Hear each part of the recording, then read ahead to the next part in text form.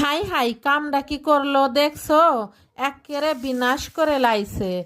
আমি আনিছি মিষ্টি কুমড়ারে ঝোল খাওয়ার লাইগা। কুমড়াটারে কি করছে দেখো তো। তো আমি এভাবে মিষ্টি কুমড়াটা রান্না করব। আর এটা রান্না না, এটা হচ্ছে মিষ্টি কুমড়ার ছক্কা বলে। তো ছেলে খাবে মিষ্টি কুমড়ার ছক্কা, ছেলের বাবা খাবে মিষ্টি কুমড়া দিয়ে মাছ দিয়ে ঝোল। তো আমি ছেলের আবদারটাই পূরণ করছি। এখানে আমি মিষ্টি কুমড়া রান্না করার জন্য এই 3-4টা কাঁচামরিচ দিয়েছি, হলুদের গুঁড়া, স্বাদ মতো লবণ, এই সামান্য পরিমাণ আদা জিরা বাটা দিয়েছে, যেহেতু এখানে একটু মাছ দেবো, চিংড়ি মাছ। আর এই ছোট চিংড়ি মাছ দিয়ে এই মিষ্টি কুমড়ার ছক্কাটা রান্না করলে এত বেশি ভালো লাগে, সত্যি জানতাম না। তো আমার ছেলে মিষ্টি কুমড়াটা খুব বেশি পছন্দ করে না, ও কোন এক আত্মীয়র বাড়িতে খেয়েছে, খাওয়ার পরে ওর অনেক বেশি ভালো লেগেছে। তো দেখেন কুমড়াগুলো আমি এভাবে কেটে নিয়েছি ছোট ছোট করে। আর এই কুমড়াটা এত বেশি স্বাদ ছিল খেতে, অসম্ভব ভালো হয়েছিল এই চিংড়ি মাছ দিয়ে ভাজি করলে। তো আমি এখানে এক ফোঁটাও পানি ব্যবহার করিনি। তো আমি এভাবে সামান্য নেড়ে ছেড়ে একটু ঢেকে